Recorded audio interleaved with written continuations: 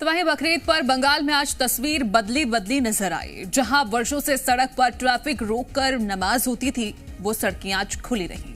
नमाज सड़क से शिफ्ट होकर ग्राउंड में पढ़ी गई और साथ ही एक बड़ा संदेश सीएम शुभेंदु अधिकारी ने भी दिया। एक तरफ बंगाल में कुर्बानी हो रही थी, दूसरी तरफ शुभेंदु अधिकारी गाय की आरती कर रहे थे। ये रिपोर्ट भी देखिए।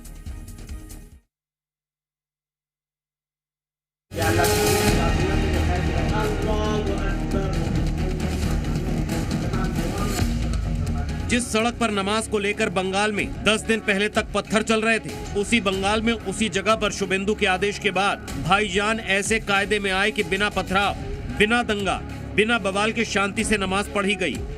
तस्वीरें कोलकाता की हैं, जहां सालों से चले आ रहे सिस्टम को शुभेंदु ने बदल दिया। यहां नमाज सड़क पर नहीं बल्कि ग्राउंड पर हुई। यहाँ पत्थर नहीं चले बल्कि शांति से नमाज पढ़ी गई। ना विरोध, ना दंगा, बल्कि कायदे में रहकर बकरीद मनाई गई। ये वही कोलकाता है जिसमें सालों से सड़क पर नमाज होती थी।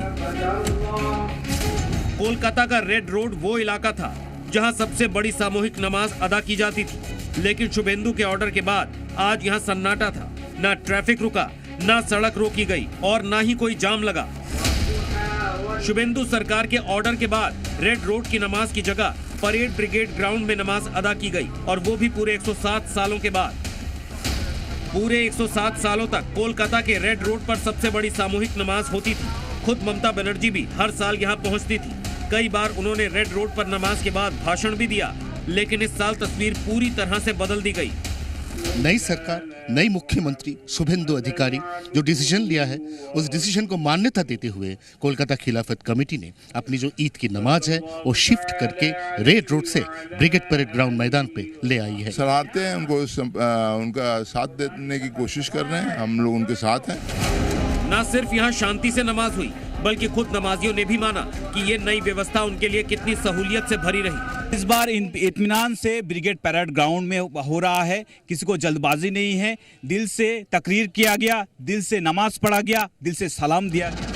सड़क पर नमाज को लेकर भाईजान का हृदय परिवर्तन ऐसे ही नहीं हुआ। ये शुभेंदु की उस सख्ती का भी नतीजा था जो उन्होंने सत्ता में आने के बाद से ही करनी शुरू कर दी थी। शुभेंदु ने पहले सड़क पर नमाज पर रोक लगाई, फिर जिसने विरोध कर पत्थरबाजी और हिंसा की उसका ऐसा इलाज किया कि हर नुकसान की भरपाई पत्थरबाजों से करवाई गई। एक एक कर हर उपद्रवी को पकड़कर सीधा संदेश दे दिया कि सरकार का आदेश ना मानने का हश्र क्या होता है। तो आसनसोल में फाड़ी में तोड़फोड़ कर दिया ना, 200% वसूली होगा। जो किया है उसको पकड़ से निकाल के करूंगा।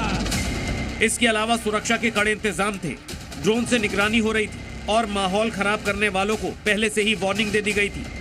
यही वजह थी कि 10 दिन पहले जो पार्क सर्कस पर हुआ था वैसा करना तो दूर, उसका सोचने से भी लोग घबराने लगे और कायदे से नमाज सड़क पर नहीं बल्कि शांति से ग्राउंड पर पढ़ी गई। कोलकाता से जी मीडिया के लिए अयान घोषाल की रिपोर्ट।